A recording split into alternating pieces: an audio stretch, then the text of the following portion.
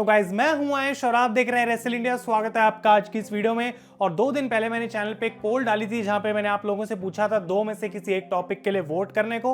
पहला टॉपिक था क्या सीएम पंक का AEW का जो रन है अभी तक वो एक फेलियर है, और दूसरा टॉपिक था रॉयल रंबल का ये फॉरबिडन डोर वाला एंट्रेंट जिसके बारे में इतने सारे रूमर्स आ रहे हैं। तो आप लोगों ने 4.5 से भी ज्यादा जो 1000 वोट्स हैं वो डाले हैं, तो डेफिनेटली उसके लिए थैंक यू।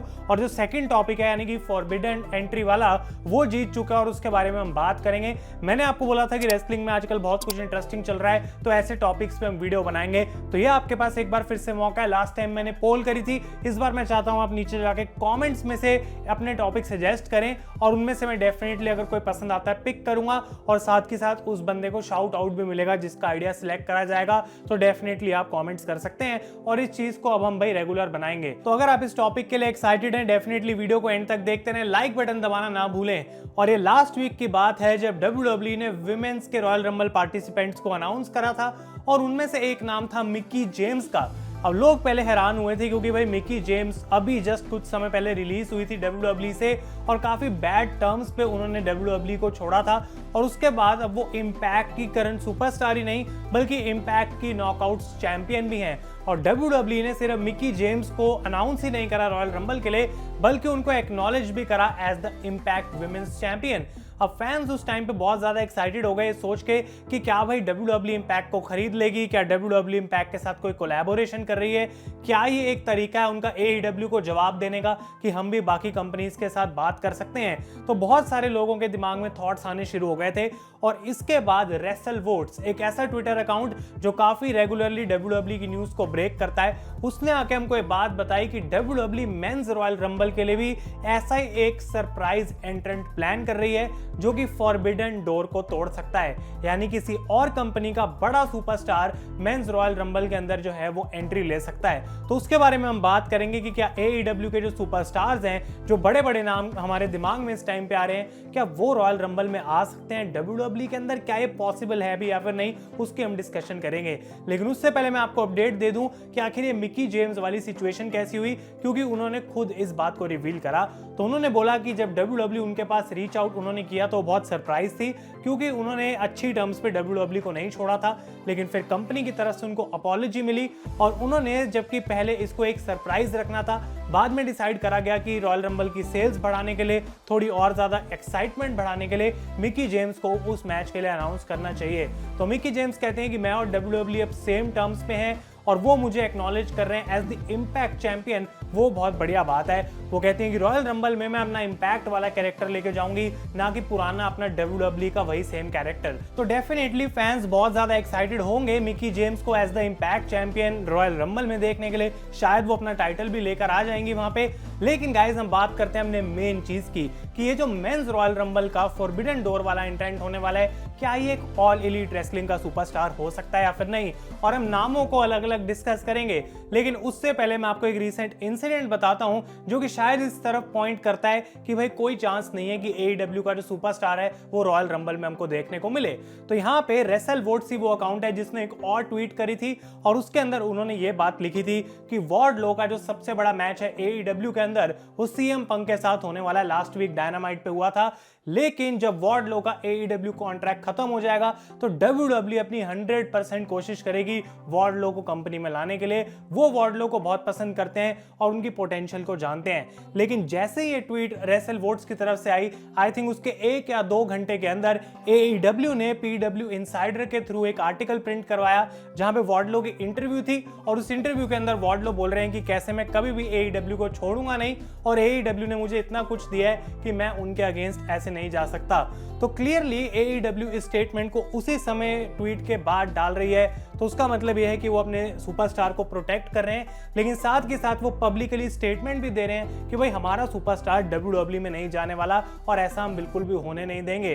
तो क्या ये एक हमें आइडिया देता है कि भाई अगर वार्डलो जैसे सुपरस्टार को, और वो भी एक रूमर के तरफ AEW रिस्पॉन्ड करके बोल रही है कि ये WWE में नहीं जा सकता, तो भले और बड़े बड़े नाम कैसे जा सकते हैं। तो ये गाइज एक पॉइंट टू बी नोटेड है। इसके बाद हम बात करते हैं अगले पॉइंट की। तो ये बहुत इंटरेस्टिंग है क्योंकि जब ये tweet I wrestle vote reports की तो लोगों के दिमाग में कुछ नाम आने शुरू हो गए थे और उनमें से पहला जो नाम था वो था क्रिस जेरिको का।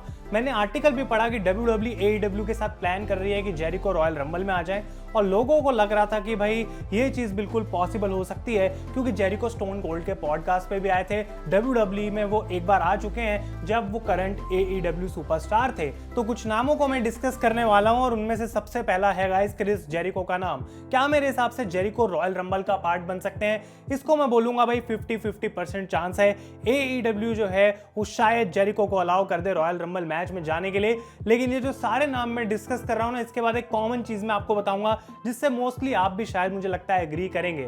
तो यहाँ पे जेरिको का नाम आता है, उसके बाद John Moxley, Cody Rhodes, CM पंक और हम मैट हार्डी का भी नाम है। अब इन सारे सुपरस्टार्स में कॉमन क्या है? फॉर्मर WWE स्टार्स हैं, इनका एक ना एक टाइम पे कनेक्शन रहा था कंपनी के साथ, तो अगर ये वापस जाते हैं तो WWE के फैंस भी रिलेट कर पाएंगे इन सभी लोगों से। लेकिन इसके अलावा दो नाम और ऐसे आते हैं जो कि इस पूरे फॉरबिडन डोर वाली चीज को एक ट्रू ऑनेस्ट फॉरबिडन डोर एंट्रेंट बनाएगा, वो है MJF और केनी ओमेगा।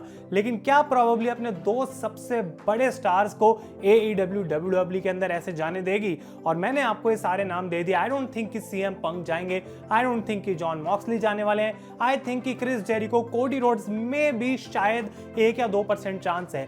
लेकिन इन सभी नामों के अंदर एक चीज गाइस कॉमन है, अगर AEW का कोई सुपरस्टार WWE के रॉयल रंबल पेपर व्यू में आ जाता है तो क्या WWE ये चाहेगी कि उनका one of the biggest events जो पूरे साल में होता है वो हाईजैक हो जाए AEW चैंट से? क्या सारा फोकस वो अपने सारे मैचेस से हटा के एक ऐसे AEW सुपरस्टार की तरफ करेंगे जो एक्चुअली में अगले हफ्ते किसी और शो पे अपीयर होगा जो कि शायद WWE का एक कंपटीशन है? आई डोंट थिंक कि WWE इतनी बेवकूफ है। और अगर एक सेकंड के लिए मैं इस बात को मान भी लूं कि WWE को AEW अपने सुपरस्टार्स देने के लिए मान जाती है, क्या बदले में वो कुछ एक्सपेक्ट नहीं करेंगे? क्या वो नहीं चाहेंगे कि रोमन रेंज या फिर सेथ रॉलिन्स या फिर ड्रू मैकिंटायर या फिर बेकी लिंच, शार्लेट फ्लेयर ऐसे बड़े बड़े नाम डायनामाइट पे अपीयर हो सकें? तो आई थिंक कि ओवरऑल अगर इस फॉरबिडन डोर एंट्रेंट की मैं बात करूं तो लोग बहुत एक्साइटेड हैं, लोग बहुत ज्यादा सोच रहे हैं कि भाई जॉन मॉक्सली का रिटर्न हो सकता है, CM Punk, Chris Jericho. I don't think guys कि ऐसा होने वाला है। और यहाँ पे मैं नेगेटिव नहीं बोल रहा हूं, मुझे लगता है कि इसका होने का चांस कम है और ये मेरी ऑनेस्ट थिंकिंग है। अगर ऐसा हो जाता है तो मैं भी आप लोगों की तरह बहुत ज्यादा शॉक होऊंगा, उसके बारे में आके आपको अपना ओपिनियन भी दूंगा। लेकिन आई थिंक अगर कोई नाम लाइकली है तो क्रिस जेरिको और मैट हार्डी दो ऐसे नाम हैं जो शायद ये करने के लिए मान सकते हैं और AEW बदले में डेफिनेटली कुछ ना कुछ मानेगी। लेकिन एंड में वही बात आती है, आई डोंट थिंक कि WWE अपने इस पूरे पेपर व्यू को सिर्फ एक तरफ कर देगी और दूसरी तरफ ये AEW का जो एंट्रेंट है वो नहीं चाहेंगे उसके बारे में सारे लोग ऑनलाइन बात करें। लेकिन आप लोगों से जो मेरा क्वेश्चन है इस वीडियो को एंड करने से पहले वो ये है कि क्या एक्चुअली में अगर AEW का कोई भी सुपरस्टार रॉयल रंबल के अंदर नहीं आता और ये फॉरबिडन डोर एंट्रेंट वाला जो भी न्यूज आई है, अभी तक हम इसको रूमर मान के चल रहे हैं, हो सकता है बाद में जाके सच भी ना हो, लेकिन अगर ये सच हो जाता है तो आप लोगों के लिए क्वेश्चन ये है कि कौन ऐसा सुपरस्टार है जो AEW में नहीं है लेकिन एक बड़ा एंट्रेंट बन सकता है इस फॉरबिडन डोर के थ्रू? क्या WWE कुछ ब्रेक करने वाली है? क्या मिकी जेम्स की तरह इंपैक्ट में ही और कोई ऐसा बंदा है जो कि रॉयल रंबल का पार्ट बन सकता है? आप लोग अपने ओपिनियंस मुझे कमेंट्स में बताएं। एक बार फिर से जो नाम मैंने डिस्कस करे, MJF, Chris Jericho, Cody Rhodes, Jon Moxley, CM Punk, क्या इनमें से आपको लगता है कोई भी इस साल रॉयल रंबल का पार्ट होगा?